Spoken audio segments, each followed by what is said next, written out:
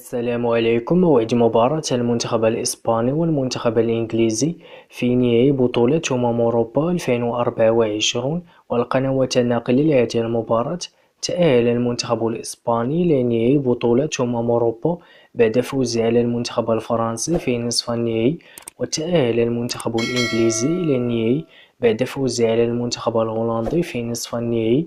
وستواجه إسبانيا إنجلترا في نهائي بطولة أوروبا يوم الأحد القادم 14 يوليو 2024 على الملعب الأولمبي ببرلين في تمام الساعة 8 مساء بتوقيت المغرب وتونس والجزائر، 10 مساء بتوقيت مصر والسعودية إن شاء الله.